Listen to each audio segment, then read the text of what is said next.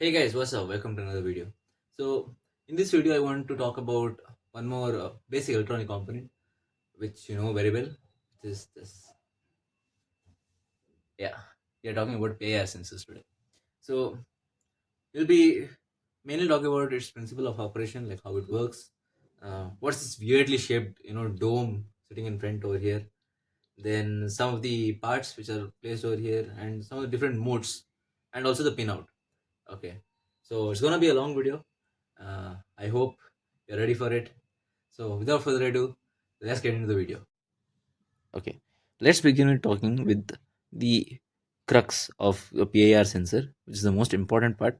Is when you remove this cap off and you see inside, there is this hermetically sealed metal cap. Okay, it houses two pyroelectric sensors. Yes, you heard me right. Not one, but two pyroelectric sensors. Now, what is a pyroelectric sensor?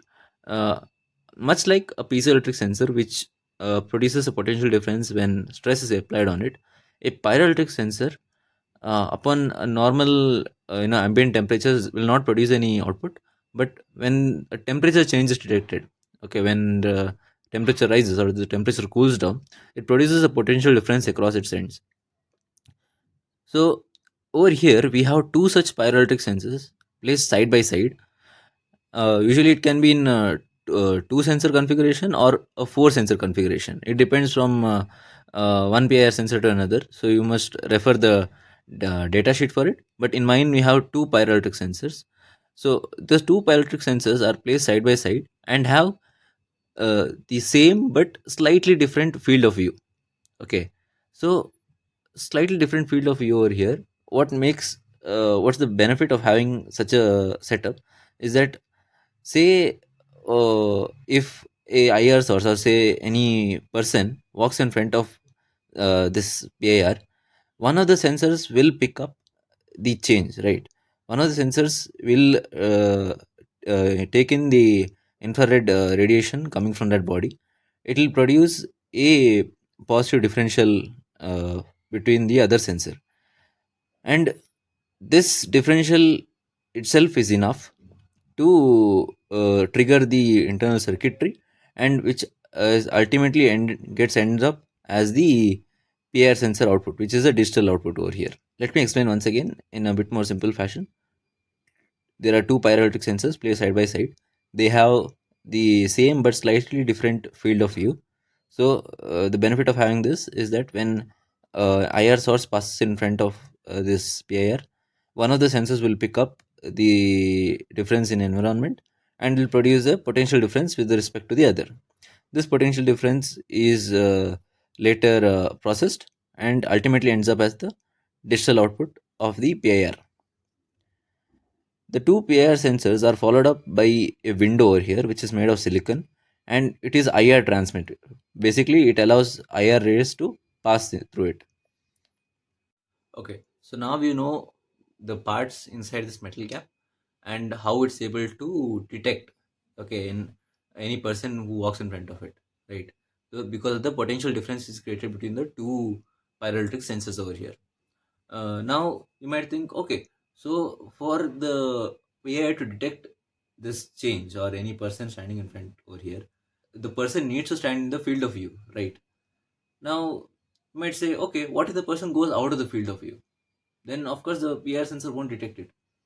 Now, are there any ways to improve field of view? Yes. One of the most primitive or funny ways of improving the field of view, okay, as at least when I think about it, is to increase the size of the pyroelectric sensors inside. So basically increase the size. What this will do is increase the field of view, and ultimately uh, the person can be detected over a wider range. That seems doable, but at the same time it does not, because increasing the size would definitely mean increase the size of the whole module, and it will not be as compact and as affordable um, in that version, right?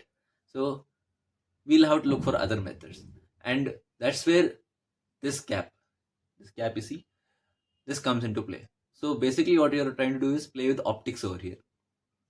So when I place this cap on top, It is not only acting as a protective element for that metal cap, but it is also focusing the light onto the metal cap, onto those two pyroelectric sensors. So this has kind of a soccer ball kind of a texture on the inside. If you have played with PIR sensors, you'll know about it. Inside is kind of a soccer ball or some kind of a ridgy kind of a texture on the inside. That is because this helps in focusing of light, and this type of lens is called a Fresnel lens. Now, those of you who have worked with lightings before, you'll know Fresnel lenses as those thin lenses with the concentric ridges, right?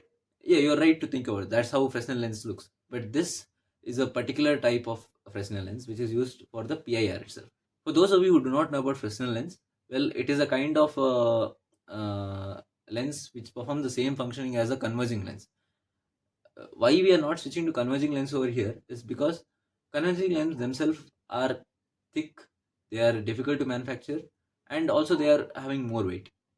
What a Fresnel lens does is that it performs the same function. Basically, it maintains the same curvature points where the light bends, but it removes all the other portions of the lens which do not have any effect on the light.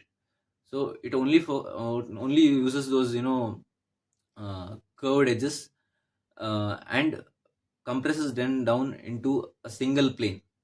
And when you do that, the end result is a thin slit of lens which has concentric ridges which are able to do the same functioning as that of a converging lens, but with lower amount of material used for creating the glass.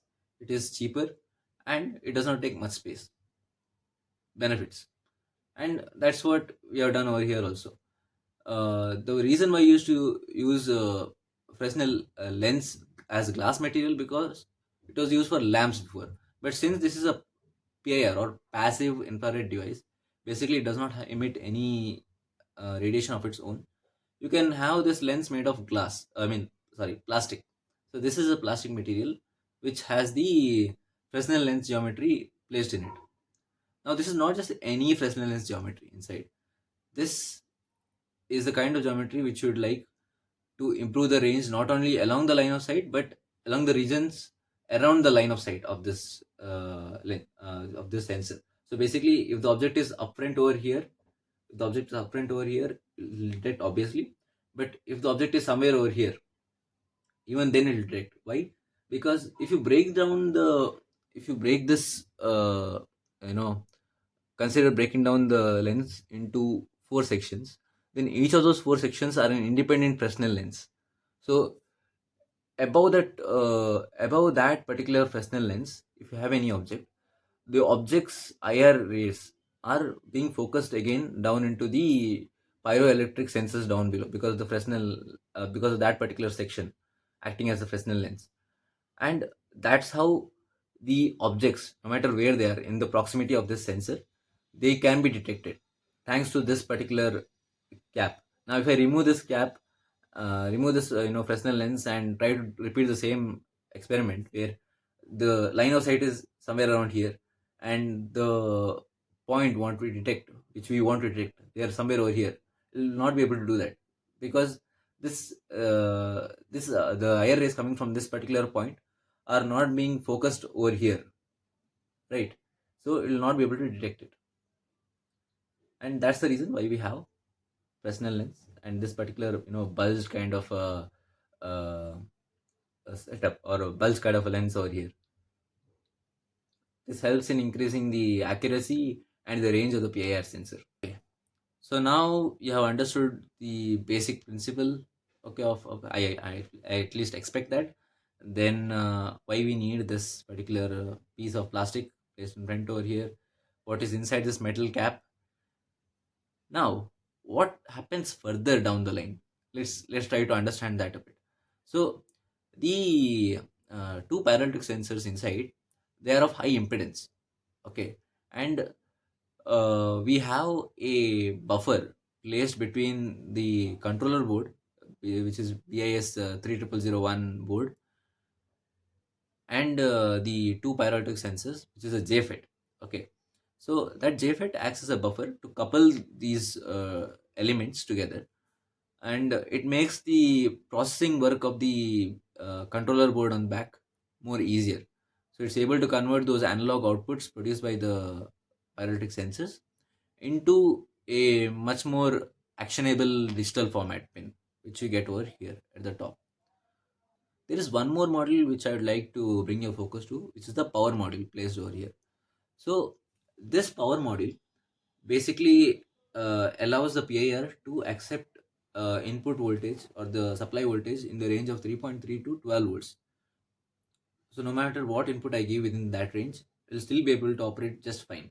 And then of course you have the diode which protects against reverse voltage. Okay, so I would like to bring your attention towards the two potentiometers which are set on the back over here. These are the configurable hardware settings. Okay, so one of them sets the time delay for how high, for what duration you want the digital output of PIR to stay high, and one more sets the sensing distance of the PIR. So some PIRs offer a maximum range of 10 meters, so you can do the adjustments using this spot itself. Okay, basically some PIRs are such that they have a sensing range of 1.5, but if you want to increase it further, just vary the spot and you can increase it further up to 4 meters, at least in my model as per my data sheet. In other models, maybe in, I think it's HC SR501, not sure which one, but yeah, in one of those models you can increase the range all the way up to 10 meters. Okay, that is one part. The second part, by varying this output, again you can set how high the, for how long the logical output will stay high. Now why is this important? Well, in certain, like say security systems, you would like to have the output high for a certain duration of time. Like say this output pin is what enables the alarm. Okay, it's for the alarm to go off and stay on for a certain duration of time. You can configure that using this pin itself, I mean this port itself. um, Again, it's up to you. You can set the timings over here using this port, the time delay, or you could set the time delay in the software by writing the code itself. The duration for, what's the time duration for which the delay can be made? Certain models allow for time delay of 3 seconds, so this output can stay on for 3 seconds, all the way up to 5 minutes. So this output can stay up all the way up to 5 minutes, from 3 seconds to 5 minutes. Between that range you can vary using this uh, yeah, wait a minute, yeah, using this part. So that's about the potentiometers. I have removed the jumper of the pins over here so that you can get it better. So with the help of these three pins, we're able to set re-triggering mode and non-re-triggering mode for this PIR. Okay, so for most applications, you will see the jumper placed between this and this pin. So this is in re-triggering mode. When you connect this PIR to an external circuit with the digital pin coupled with the LED or any indicative element, you'll see, for example, if it's connected to an LED, you'll see that in re-triggering mode, when the PIR detects an object in its proximity, the output will stay high, or basically the LED will stay high and it will not blink. Okay, it'll stay high for a certain duration of time depending on your trim part settings, and then it will come down automatically. Well, if you had connected the jumper between this pin, this third pin and the second pin, you will get what you call as the non-rate triggering mode. So in this mode, in the same circuit, what will happen is the LED will not just stay on; it will start blinking. For most applications, you will find, of course, the first two pins with the jumper mounted. Whereas if you are dealing with edge triggered devices, we'll connect the second and the third pin. Right? Just focus down for you. Yeah, the second and third pin will be connected if you are dealing with edge triggered devices. So now, with the help of this video, I've tried to explain to you what a PIR sensor is, how it works, what are the different components, and how the internal circuitry is also present. Um, I know many of you guys have already used PIR sensors in your projects, so I would like to hear more about them. Let me know about them in the comments. Let me know if I have missed something out, which I should have probably mentioned, but I didn't.